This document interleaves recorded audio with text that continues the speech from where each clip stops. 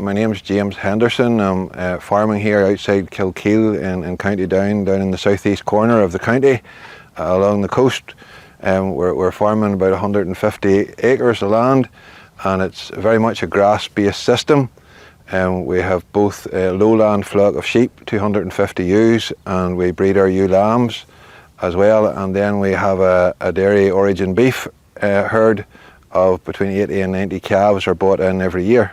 Initially, I was doing the grass measuring probably for GrassCheck and on a weekly basis and keeping the records, but as time went by, I very quickly found the benefit of seeing the level of grass growth we had, looking at my wage, how much grass I had available, whether I had a surplus or a deficit, and be able to adjust accordingly. Now doing it for GrassCheck is almost a secondary concern because it's a priority that I have on a weekly basis, just to be able to measure, to see what grass growth is on a daily basis over each week, and then to compare that with the level of demand that there is through looking at my wage.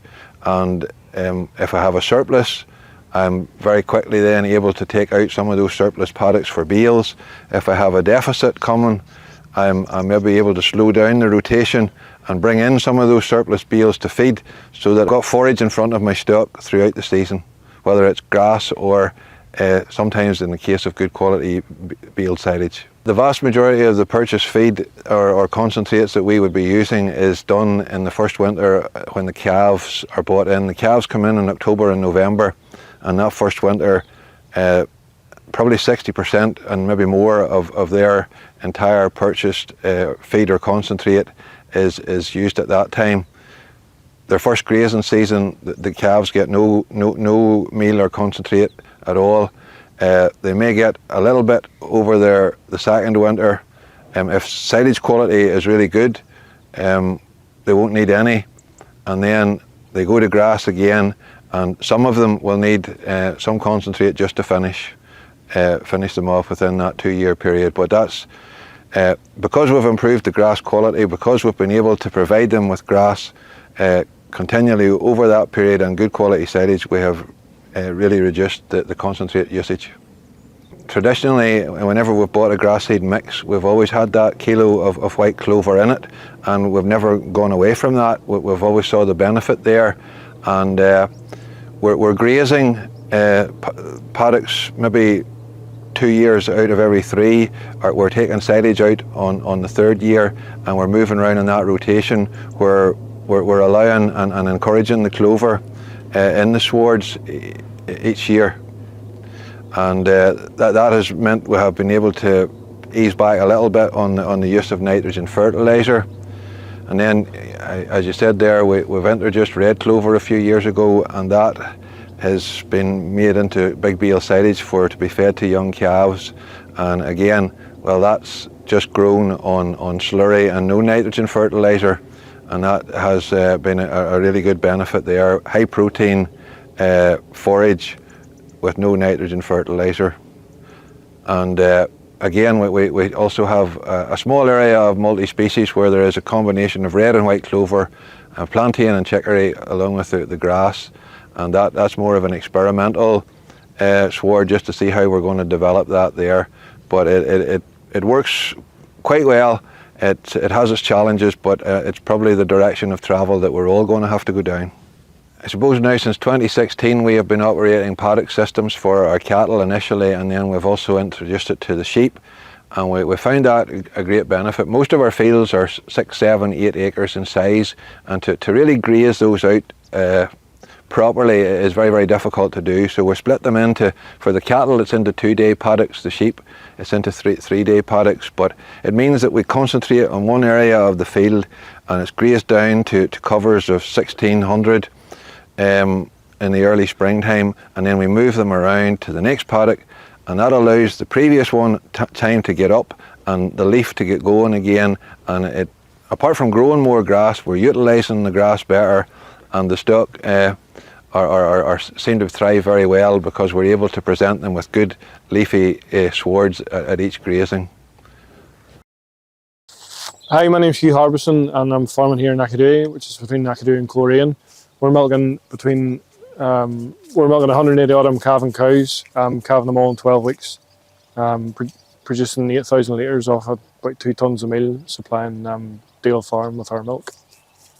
I think grass measurement's important for us because we're quite far north on reasonably heavy soil, and our grass growth will be reasonably or slow in the spring, March and April, but from mid-April to mid-May it just totally takes off. And it takes a lot of managing, and the information we get from GrassCheck and just particularly walking our farm once a week and seeing what the fields are doing allows you to take fields out and ensure good quality grass throughout the spring and summer months, and allows you to budget and see how much grass is available for the cows. We started applying slurry and very dilute slurry and dirty water to our grazing platform to try and reduce our use of artificial nitrogen. We found this year particularly it has allowed us to reduce our fertiliser usage by up to 15% on our grazing platform this year, so it's been a real good job, and I think our soils and our grass quality is very good too because of that, and I've been reasonably happy with it. So we've got about 15 hectares of multi-species in now on the grazing platform. As you can see behind us here, this is one of the paddocks, and it's done really well. This field has grew about 9 tonnes of dry matter per hectare this year with no artificial nitrogen on it at all, and the cows seem to really do well on it. It's not all plain sailing. There's obviously weed pressure. We've direct drilled this paddock you're looking at here. We direct drilled it last year into spring oat stubble, and I think that's been a real good job, and it allowed us to manage the weeds before drilling it, particularly the docks. There's also the problem with the openness of the sward and whether it'll have the longevity as other grassland swards in the farm, and it'll be interesting to see the results over the next few years. There's no denying the fact that the newer grass varieties are better performing, better quality. The cattle seem to do well on them, so we're just managing those and reseeding as much as we can, and keeping an eye on the soil nutrient status and making sure pH is right, P's and K's, and just getting the basics right really. Get those right, things usually fall into place okay. Frank Turley from Downpatrick, farming partnership with my father and mother, farming 500 acres, and we're a suckler cow to beef system. So this was all about here, where everything's a grass-based system here on a rotational grazing paddock-based system.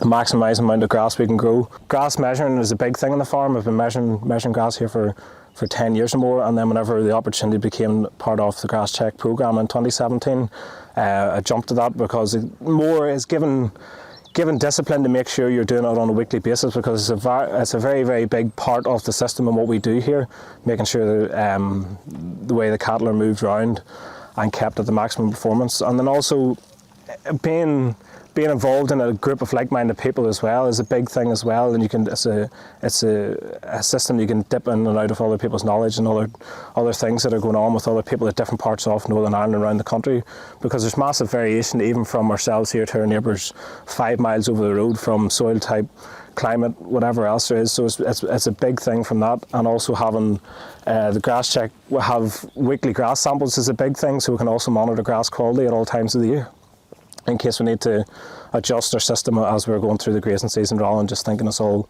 right when maybe we're not having the same energy or proteins in the grass at that time. So certain sward types that's on the farm, we have found certain herbs there in the dry weather when it's coming in, or certain herbs are getting us where we'd be buying maybe another 10 days to 14 days throughout the grazing season if it was a prolonged period of dry weather, which is a big thing, ensuring fodder is in front of the cattle. And also the clovers are doing a very good job at, when it does turn dry, they're covering the ground cover, trying to cover to stop direct sunlight, so stopping any evaporation out of the ground or moisture being pulled out of the ground from then. So we're buying a few extra days to a week longer in the grazing seasons, which mightn't seem like much, but it's a whole lot whenever it comes into the whole picture of the whole thing. So it's a batch of growing cattle, about 14-month-old growing cattle in a multi-species, typical multi-species, off the peg, 6 species mix. You've got red, white clover, plantain, chicory, with the tall fescue, small bit of cocksfoot, and then your perennial ryegrasses in the mix. Cattle are grazing this pretty much the same style of system around the rest of the farm, albeit they come into it at a heavier cover and they go out of it at a heavier cover as well, but they're still on a 2-day paddock rotation system as they move through it. Cattle are content and happy on it all the time. One of the main real things to see from it is for the bloat issue or the worry that we have on the farm is making sure the cattle are never hungry, so they're not going in on an empty stomach into the next paddock, so they're gorging on these clovers. That's what we're finding is causing the bloat, which is becoming an issue on the farm. So trying to find that, it's taken us a while to figure that out, and there's been a few mishaps along the way, but now I think we'll have it sussed. So that's the field of lucerne here. That's since first year, so it's a bit of a trial plot. There isn't many people growing lucerne in Northern Ireland, so along with AFBI, the Research Institution, this is one of our newest research projects we've been coming along on. It's the second cut now. It's the first week of September, and this is the second cut that's been taken off it. More than happy with the establishment coming forward. People are telling us how hard it is to establish and stuff, but we got this on a good establishment in the spring and a good first cut, very little weed problems, and again, second cut has been a very good crop stand the whole way through. More than happy with it. Reasons for growing it, again, high fodder costs, high inputs. If we have to buy in meal or whatever, protein's a very dear part of the feed ration. So if we can grow homegrown proteins on farm to make it readily available for the cattle, this is what we're doing. We're a big square bale system here, so as you can see, these are square bales here. It's been cut with a disc mower, scattered immediately, left it for 24 hours, rode up 24 hours after cutting, and then the following morning it's in the bale, and we reckon somewhere in the region between 30 to 40% dry matter in these bales at every time. So it's a good source of protein for the cattle that'll be feeding young growing cattle over the winter time, either on keel or if they're standing out in the field, as will be added supplement along with the winter grazing. My farm is situated just outside Ballycastle in North Antrim. It's just over 200 acres of predominantly quite sandy ground, slightly unusual in Northern Ireland, and it's all grass. We have there's a suckler herd and a sheep enterprise breeding mule ewe lambs predominantly for the replacement ewes for lowland sheep farmers, and then a small pedigree flock of blue Leicesters. Farmland trees provide a whole lot of benefits. They provide shelter, and that's particularly important on my farm because we're very exposed to the North Atlantic, just less than a mile away. They provide carbon sequestration in a way that we know for sure that carbon is actually being sequestered in a way that soil doesn't do. They provide shade in the summer, and that could become increasingly important as the climate changes perhaps. And they improve the soil porosity and structure underneath them, and provide nutrients through the fall of leaves, the deciduous trees anyway, through the fall of leaves in the autumn. So they provide a range of benefits, apart from the fact that they just look beautiful. This is a tricky one because it's an expensive business creating full-blown silver pasture and planting, ranks of trees.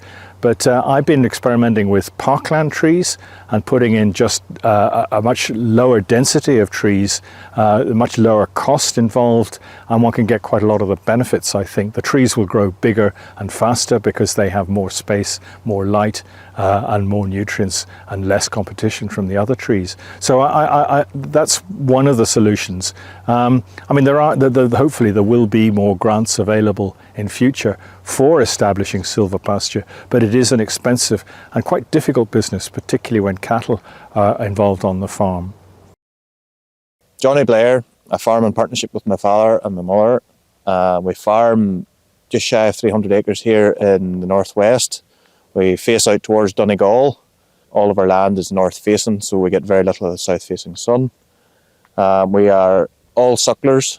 We have somewhere in the region of around 90 cows, and we are trying to take everything through to beef that we can, but we do sell live as and when we need to. We are trying to target a more of a low input system here now as opposed to a high production system. The GrassCheck has been very beneficial from the point of view of, well, one, you're meeting and you're talking with farmers who are very interested in grass, people who are doing roughly similar things to you, and people who are doing completely different things to you in terms of grass, and that's always a good thing because you have to challenge yourself and challenge what you think you know. Grass budgeting, I suppose, I don't use the same much now because I'm not taking grass out for silage as in a three-leaf system would, but at the same time I still enjoy measuring grass because it shows me what my benchmarks is in growing grass and how I can still grow grass in a low input system and what sort of grass I can grow. We've quite a few multi-species swards down now, and quite a diverse multi-species swards with about 14 or 15 different species of plant in it. Seeing a lot of benefit from the point of view of being able to grow at any time of weather conditions, shall we say. It's not affected by drought, or it's not affected necessarily by excessive rainfall events.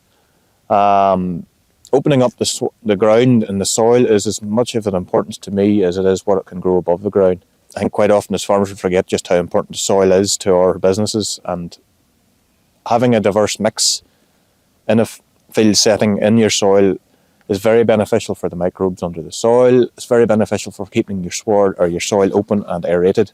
Whenever you look at a multi-species sward, if you're not used to it and you're used to looking at very neat manicured pastures, you will look at it and think it's a mess, and you'll think that you've just sown a bunch of weeds. But that is probably as much of an issue. I think you have to also give them time. Compared to a perennial ryegrass sward, a perennial ryegrass sward enjoys being beaten, it enjoys being eaten and recovering, and eating and recovering, whereas some of these more novel swards will require a lot more time to fully manifest themselves within the profile of the sward, and I'm hoping that they will last longer if I leave them longer as well, as opposed to only being a short-term thing. Very pleased with the mob grazing. As you can see, the cattle behind us are very, very content to get moved into this small square this morning. They get moved daily, which on the face of it maybe seems like a lot of work, but once you get into a rhythm of doing it and with very simple infrastructure in place, it is actually quite simple and doesn't take us any more time than what it would have done previously. Again, the sward will be a lot messier than what you would be used to in a smaller, shorter grass system. But once you get your head around the benefits to the soil and to your stock, it becomes less of an issue in your own head. If you see a lot of them, they look a lot fuller. Even the calves tend to have a lot fuller of a belly of a gut, because quite often we forget that cows and bovines in general need to ruminate, and in order to ruminate they need a bit of fibre. And if you're eating a very low height and very leafy pasture, and you're not going to get that same benefit. These cattle have not been wormed so far this year. There's two reasons for that. I want to figure out who needs wormed, so then I can get rid of that cow family. And also, I don't think there's a huge need to worm at present. Generally speaking, they're not showing any signs. There's maybe a couple of calves that could do with having a look at, but again, how do you find out who can stick it and who can't without doing this?